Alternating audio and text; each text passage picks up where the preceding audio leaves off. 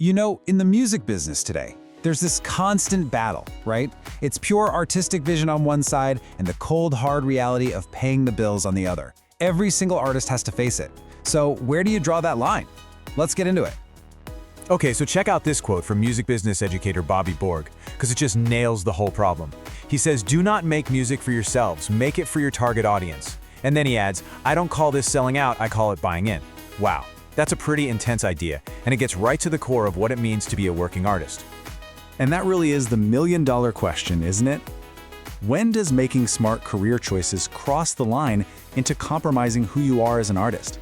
Is it selling out your soul, or is it just buying into a system so you can actually make a living doing what you love?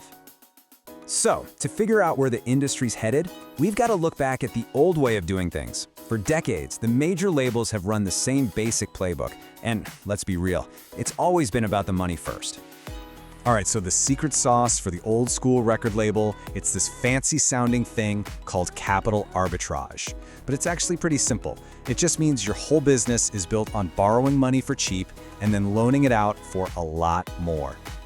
Okay, simple analogy time. Imagine you go and buy a camera lens cap for like 95 cents. Then you turn around and sell it online for $5. That profit you just made in the middle, that's arbitrage. Labels just do this with, millions and millions of dollars. So here's how the labels actually use this trick. First, they borrow huge sums of money. We're talking billions, at super low interest, maybe less than 1%. Then, they give a tiny piece of that to an artist. They call it an advance, but really, it's a loan. And here's the kicker. That loan gets paid back only from the artist's tiny slice of the pie, which means the label often makes 100% profit on the money itself. And to top it all off, the label keeps the ownership of your master recordings forever. I mean, when you put these two paths side by side, it's just wild. Let's say you need 15 grand. With a label, you get that as an advance, but you sign away maybe 80–90% of your future income, and you lose your ownership. Or you go the indie route, get a regular business loan for the same amount, pay a small fee, and you keep 100% of everything. The difference is absolutely staggering. Okay, but wait a minute. Is it really that black and white? Are labels just loan sharks with better offices? They actually have a pretty compelling argument for why their model exists. Well, their comeback is a pretty big number, $8.1 billion. That's how much they claim to invest every single year into A&R. That's finding a developing artist and marketing. Their argument is that they're the ones taking all the financial risk, betting on thousands of artists knowing that maybe only 1 or 2 out of 10 will ever really pop. And look, they're not playing small ball here. The global music industry is a nearly $30 billion machine, and you can see streaming is just dominating the whole thing, making up almost 70% of it. So yeah, the old playbook might feel predatory, but it's still fueling a massive, massive business. All right, so that was the old game. What about the new one?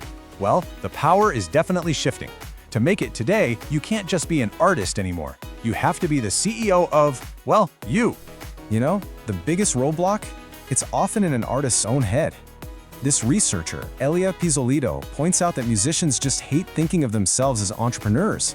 There's this deep-seated idea that art and profit can't mix, and that's a huge hurdle to get over. And why is this happening now? Well, the tools have totally changed the game. You've got direct access to your fans, it's cheaper than ever to make and distribute music. The industry demands this new mindset. Just look at what they're teaching at Berklee College of Music. It's not just about music theory, it's about spotting opportunities, business planning, knowing how to pitch yourself. This is the toolkit for the artist of today. And that artist toolkit, it's about to get a massive tech upgrade. There are new systems coming online that could actually build a fairer industry from the ground up, putting the power and the money back where it belongs, with the creators. You want to know one of the music industry's dirtiest little secrets? It's a complete and total mess when it comes to data. There is no single global verified database that says who wrote what, who played on what, and who gets paid for what. It's chaos. And that chaos means millions upon millions of dollars in royalties get lost or sent to the wrong people every year. So, what is a new kind of tech could just fix it? What if we could build one central place for all that information? One that's totally transparent and owned and controlled by the artists, not by the big corporations.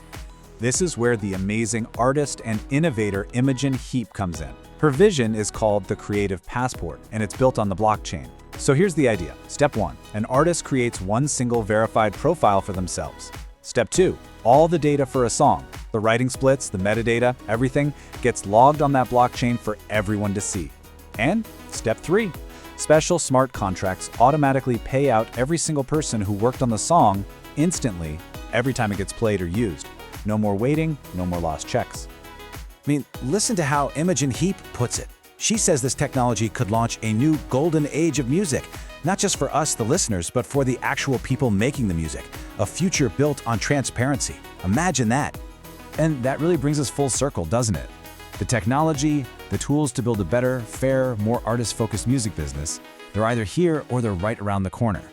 But maybe the biggest change we need isn't about tech at all. It's about culture. So the tools are changing for sure, but will the mindset? That's the real billion-dollar question.